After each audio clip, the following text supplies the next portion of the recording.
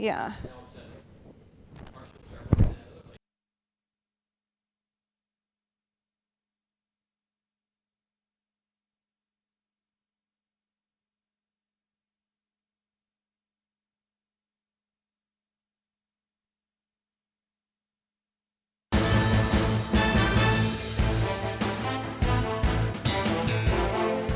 If you have a Capital One credit card or have applied for one, your personal information may be compromised. The company says a Seattle woman stole the data of 100 million people in the U.S.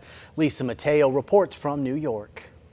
Capital One says the data breach was discovered on July 19th and the system was immediately fixed, but not before a hacker stole personal data of tens of thousands of customers. The FBI says former software engineer Paige Thompson is responsible for the attack. She is under arrest, accused of stealing about 140,000 Social Security numbers in the U.S., as well as 80,000 linked bank account numbers. It's not the first. It surely won't be the last. Today it's Capital One. Last year it was Marriott. The year before it was Equifax. The data breach involves more than 100 million people in the U.S. The bulk of that hacked data comes from consumers and small businesses who applied for credit cards between 2005 and early 2019. Capital One says it will be notifying affected individuals. The company believes it is unlikely that the information was used for fraud, but it will offer free credit monitoring services to those affected. Other steps consumers can take include checking credit scores annually, placing a credit freeze on your account, making it harder for someone to open a new account in your name, filing taxes early before a scammer can. Assume your information is out there. There have been so many data breaches that if it's not out there yet, it probably will be soon. In addition, financial experts always advise consumers to frequently change online passwords. Lisa Mateo, CBS News, New York. The news comes a week after the credit monitoring agency Equifax agreed to pay up to $700 million for the data breach that exposed the information of about 147 million Americans. Well, coming up next, the A-State men's basketball team has released their 2019-2020 schedule. And the Cowboys have signed a new running back with the absence of Zeke. Bailey has that and more next in sports.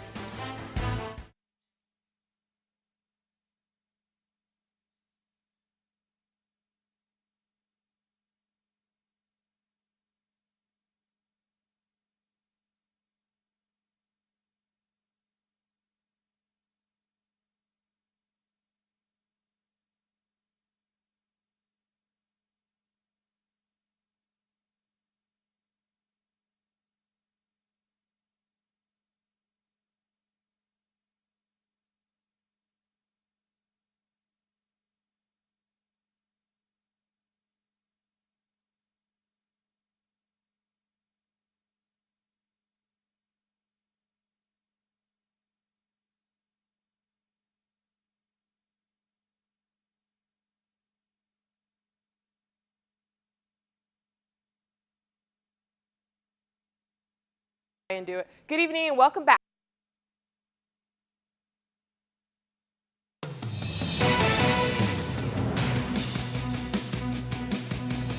Good evening and welcome back. I'm Bailey Wilborn. The A-State men's basketball team has announced their schedule for this upcoming season, highlighted by their first home tournament since 1993. The Red Wolves will play Ole Miss in non-conference play for the first time since 2010. The Red Wolves Classic will be at First National Bank Arena starting November 14th. VMI, UC Davis, and Idaho will all visit Jonesboro for the full round-robin tournament. And in Sun Belt play, A-State will open up against Louisiana towards the end of December and close out the regular season against Georgia Southern. The big story of this Cowboys offseason has been Ezekiel Elliott's holdout, and Cowboys owner Jerry Jones has quite the dilemma when it comes to the running back position. In an interview, Jones addressed the holdout and compared the situation to that of Cowboys legend Emmitt Smith. Well, of course, Emmitt had participated in a Super Bowl, being the first rushing champ. Now, this is very important. First time ever a rushing champion was on a Super Bowl winning team. The point there is you don't have to have a rushing champion to win a Super Bowl. That the ultimate goal is to win the Super Bowl. And so you've got to do all of the things along with having Zeke that allow you to have other players so that you can win the Super Bowl. It looks like the Cowboys are preparing for Plan B just in case this holdout lasts into the season. The boys have signed veteran running back Alfred Morris. It will be Morris's second stint with the Cowboys. The first time was the 2016 and 2017 seasons when he had 790 yards and 3 touchdowns on 184 carries. He played for the 49ers last season and the Redskins from 2012 through 2015. In 2017, when Ezekiel Elliott was suspended, Morris took over as a starter for Dallas and had a 127-yard game. The Cowboys' first preseason game is set for 2 weeks from Saturday against San Francisco. The St. Louis Cardinals have acquired left-hander Zach Roskup in a trade with the LA Dodgers. The Cards will send cash to Los Angeles. Roskup is on his 4th team this season. The lefty is 2-0 this year with a 5 ERA and 28 combined appearances. He will likely join the Memphis Redbirds, the Cardinals' AAA affiliate.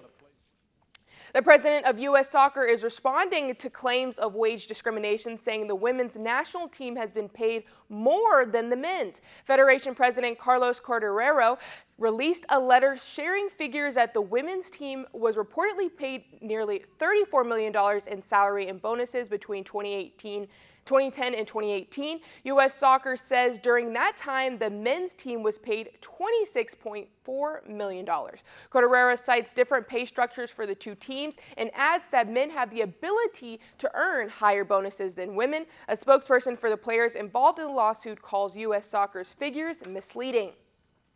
Parents with children obsessed with video gaming, it is possible for them to turn that passion into a career. On Sunday, the world watched as a 16-year-old kid won $3 million for winning a video game tournament. The popular video game Fortnite hosting its first World Cup event in New York City over the weekend. This is just one example of the growing trend of esports. People of all ages are able to put their skills to the test and win some cash. Some gamers can make a decent living, even earning endorsements. One industry CEO says now is the time to get in on the ground floor. And make about $200 to $300 a week, going to about 3 tournaments in Colorado every week. You can join a team at your high school. I think there's over 60 colleges in this country that now have esports competitive programs. Entry salaries can be in that, even the $50,000, $100,000 before sponsorship. A kid was paid $3 million, 16-year-old kid, $3 million, but the Tour de France winner got $555,000. That is crazy. Well, even the second place on the graphic there, 1.8 million. The third place, what was 1.3 or something like that? The top 5 are all millionaires now, and they're like 13 years old. Better get to gaming. I've never had a gaming console, but I think I buy one now. Yeah. Bailey, thanks. We're back right after this.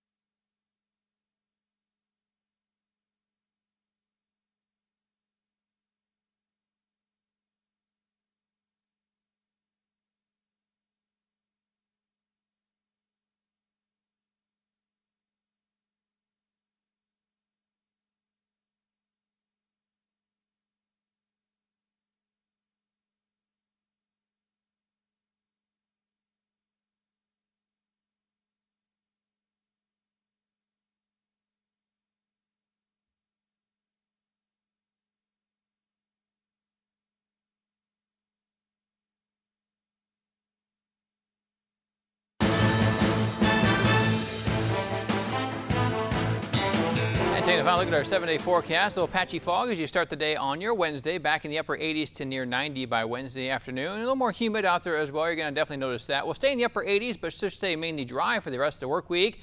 Next chance of rain doesn't arrive until the weekend, maybe by Sunday. Could see a scattered shower or thunderstorm chance back in the area. That chance may hang around into early next week with highs in the upper 80s and low 90s the next 7 days. All right, Chris, thanks. And here's a look at what's coming up tonight on Northeast Arkansas CBS. At 7 o'clock, it's Love Island. NCIS at 8, then Blood and Treasure at 9. That's all followed by your Northeast Arkansas News at 10. And of course, we will see you again for your Northeast Arkansas News Fox at 9 o'clock. Thanks for joining us. Have a great night. Follow us online, like us on Facebook, and visit our website, kjnbtv.com.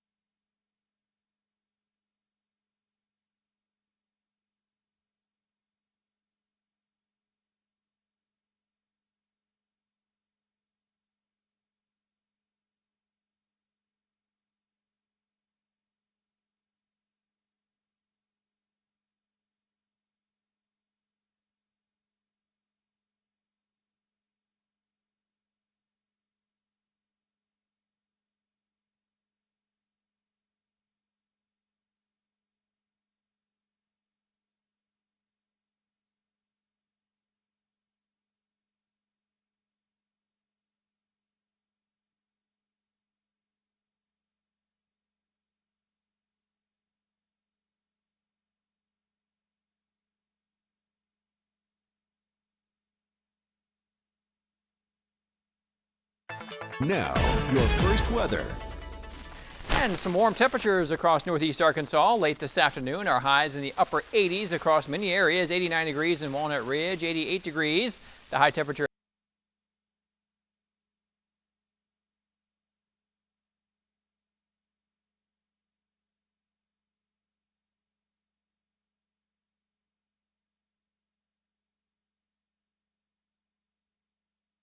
Just the people at home are like, what the hell is wrong with the mic?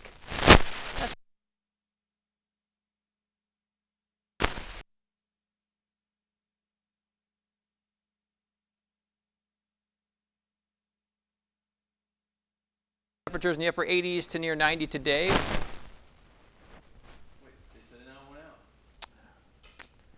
Temperatures in the upper, I stopped talking, that was maybe why it went out. Temperatures in the upper 80s to near 90.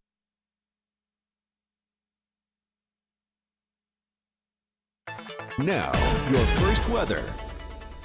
And some warm temperatures found across our area here late this afternoon. Upper 80s to near 90 in many areas. 88 degrees a high in Paragould, 89 in Corning, 89 degrees in Walnut Ridge, and we saw a high temperature so far today of 87 in Jonesboro. Those dew points still in low 70s. We're going to keep the muggy weather around here overnight tonight as we head into the early morning hours of your Wednesday. So for your evening, 85 by 7 o'clock, partly to mostly sunny skies. We're eventually back in the low 70s as we head into the overnight hours. Could see a little patchy fog as you wake up on your Wednesday, but it looks like dry weather and warm temperatures. That's going to be in the forecast the next several days. And we'll talk more about that coming up. But first, your local news starts now.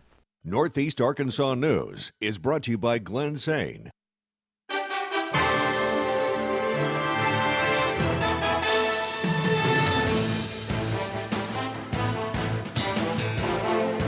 Good evening, and thank you for tuning in to Northeast Arkansas News at 6. I'm Meredith Mitchell. And I'm Josh Shagbert. The woman facing capital murder charges in the shooting death of former state Senator Linda Collins appeared in court today, where she pled not guilty. Northeast Arkansas's Alexis Padilla is in Pocahontas. And Alexis, what can you tell us about today's arraignment? Josh and Meredith, it was a crowded courtroom here at the Randolph County Courthouse today for the arraignment of Rebecca O'Donnell. She is the woman facing a capital murder charge for the death of former state Senator Linda Collins. Rebecca O'Donnell pleads not guilty for the charges of capital murder, abuse of corpse, and tampering with physical evidence. Judge David Goodson has been appointed to this case by the Arkansas Supreme Court. He is a retired circuit court judge for Paragould. Judge Goodson says if convicted for capital murder, she could face the death penalty or at minimum life in prison without parole. Goodson also said that he will be making some of the case files that have been sealed to this point open to the public. We are currently waiting for those documents. Now, a trial date has not been set as of now, but we will be sure to let you know when we do. In Pocahontas for Northeast Arkansas News, I'm Alexis Padilla. Josh and Meredith, back to you. All right, Alexis, thanks so much. Now, we have received some of those documents that have been sealed. Make sure to tune in for your Northeast Arkansas late news to see what we have uncovered. Well, you can expect a new holiday tradition in Jonesboro this year. The St. Bernard's Medical Group and City of Jonesboro have unveiled their plans to bring a drive-through light display to Joe Matt Campbell Park. They are calling it Christmas at the Park. The display will go on for a little over half a mile. It will be filled with more than 35 holiday collections and 350 different pieces. There will also be photos with Santa Claus, a red wolf scavenger hunt, and more. St. Bernard's Medical Group, Matt Garner, says that they are thrilled to bring this idea to life. You know, everything that happens about healthcare doesn't happen in the hospital. We're interested in a healthy community, and healthy community needs things to do. These are wholesome things, things that bring a smile to your face, that make you laugh, promote family time. Those things do good just like a medicine. Christmas at the Park will open up on Friday, November 22nd and will continue until January 4th. Tickets will cost $10 per car. It was the find of a lifetime for a Nebraska man while on vacation here in the natural state. A school teacher visiting Crater of Diamond State Park got lucky, finding the state's largest diamond in 2019 so far. Josh Lanik says he was searching for about 2 hours when he stumbled upon the smooth brandy-colored gem weighing in at just over 2 carats. The shine caught Lannick's eye, although he was not sure it was a diamond at first, so he and his family took the stone to the park's Diamond Discovery Center along with a bag of others to find out for sure. Lannick says he will hold on to the gem for now, unsure whether he will ultimately sell it or keep it as a memento. Well, a gunman accused of opening fire inside a Mississippi Walmart has been taken into custody. At least 2 people are dead and several more injured, including a police officer, after this morning's shooting. Police confirming that the suspect, who is a Walmart employee, was shot before being taken into custody and was taken to the hospital.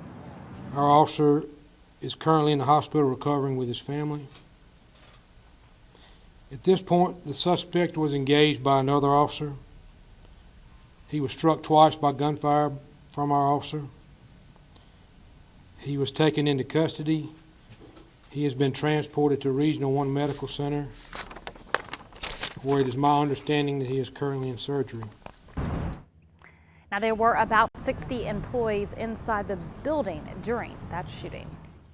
Well, if you deal with foot pain and difficulty walking, you might be suffering from a condition called plantar fascia. With more on the signs to look for and how to get treated, here's Dr. Ryan Stanton, and this week's The Doc is In.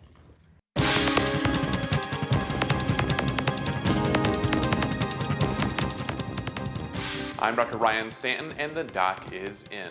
Plantar fasciitis is a very common diagnosis, in fact, impacting thousands of Americans every single year. The plantar fascia is a piece of tissue in our feet that connects our heel to our toes, basically producing the arch that allows us to walk successfully. Unfortunately, in plantar fasciitis, it becomes significantly inflamed, causing pain and difficulty walking. James Sharp is one of those people that required surgery to protect his plantar fascia. It started out as something just like what I assumed was a nagging, ordinary pain that I had foot pain. I tweaked my foot somehow just out in the backyard with the kids, but it didn't get better. And I tried ice, I tried rest, I tried all the things that you hear about, and finally wised up and went to a professional and was diagnosed and led me here today. Minor cases can be treated with rest and anti-inflammatory medications, but in more serious cases it may require splinting, casting, or even surgery. Really kind of failed to listen to my own body, and it eventually led to this surgery now and a recovery time of about 3 months. I think the bottom line here is that even when these smaller injuries are what you think is going to be a smaller injury, to listen to your own body. I ignored it for far too long, and it progressed into something that it really could have been addressed early on. Recovery can take weeks, if not months, and can be a chronic ongoing issue if not properly addressed. It's very important if you have symptoms to get it checked out by your doctor with appropriate referrals if necessary. You can join the conversation on our Doc is In Facebook page and at Everyday Med on Twitter. I'm Dr. Ryan Stanton, and the Doc is out.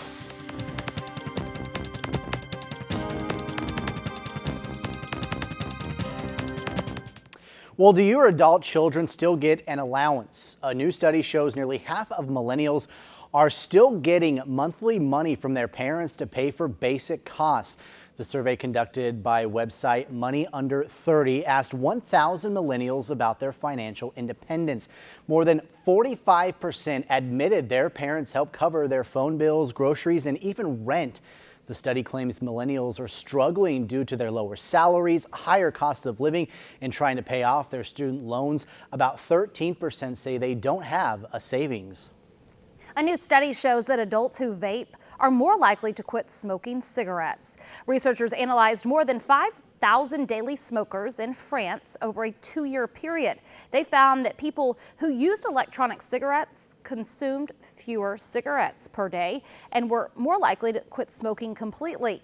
Electronic cigarette users were also less likely to relapse smoking cigarettes. However, researchers wrote that while e-cigarettes are helpful in reducing short-term smoking levels, they are uncertain if e-cigarettes will actually help smoking cessation in the long term. Still ahead here on Northeast Arkansas News, the A-State men's basketball team has announced their schedule for the upcoming season. Bailey will fill us in on sports. And a massive data breach could impact more than 100 million Capital One credit card customers, and applicants will tell you more about that. And we did see some warm temperatures throughout the area today as our highs reached the mid to upper 80s. Also that dew point on the increase as well. We'll keep the warmer weather around for the overnight hours with some patchy fog as you wake up tomorrow. But quiet weather in the forecast the next several days. We'll talk about that when we come back.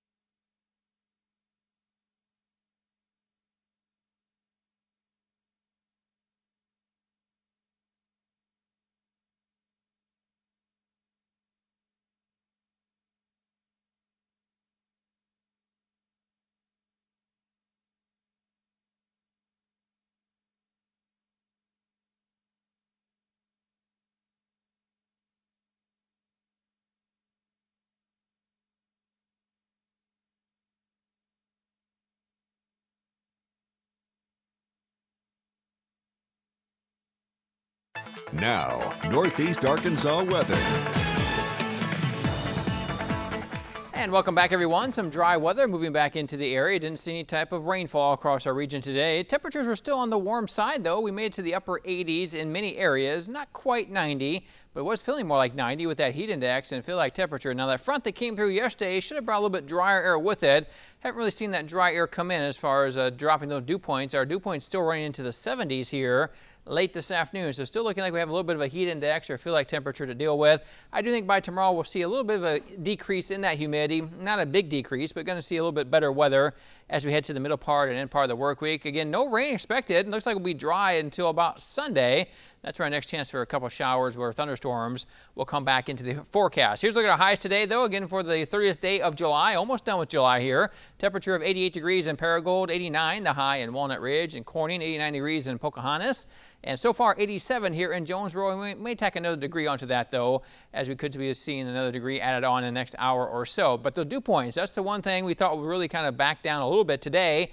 But dew points haven't really changed much. We did drop from the upper 70s we saw earlier in the late last week or into the weekend, back in the low 70s. So maybe a little bit of a break from that heat and humidity as we have some steamy conditions definitely in the forecast. So when you put the temperatures in the upper 80s and your dew points in the 70s, yeah, we saw those heat index or those feel like temperatures once again low to mid 90s late this afternoon. And really going to kind of repeat the whole thing over again for your Wednesday. We'll start in the 70s around Wednesday morning. Again, could see some patchy fog as you wake up early tomorrow morning as well. Much like today, then a mixture of sun and clouds as we head through the afternoon hours. Really not bad for this time of year. Again, these temperatures are a few degrees below our normal highs. This will be, of course, for the last day of July. Looking for a high about 89. But when you factor that dew point in, the low 70s, again, could feel like the low to mid 90s as feel like, or as heat index values as we head to your Wednesday afternoon. And not really seeing much of a change here the next several days, really keeping the weather pretty quiet across our area. So as we close out July on Wednesday, open up a new calendar month on August on Thursday, temperature's not really going to change too much. Looks like mainly upper 80s in the forecast here the next several days. So a mixture of sun and clouds on Wednesday. Yeah, really more of the same on Thursday and even Friday with some patchy clouds around. We'll call it nice as temperatures will be just a couple degrees below our normal highs for this time here. It looks like as we end out our work week here, we'll probably look for highs in the mid to upper 80s. So still not looking like we'll see any 90s as far as daytime highs, but could be feeling more like 90 with that heat index in the area, and I feel like temperature in the area of the 90s as well. Now here's what it looks like tomorrow. Then our rain we saw yesterday still kind of hanging out to our east, but going to stay far enough away from us that we're going to be back behind that system.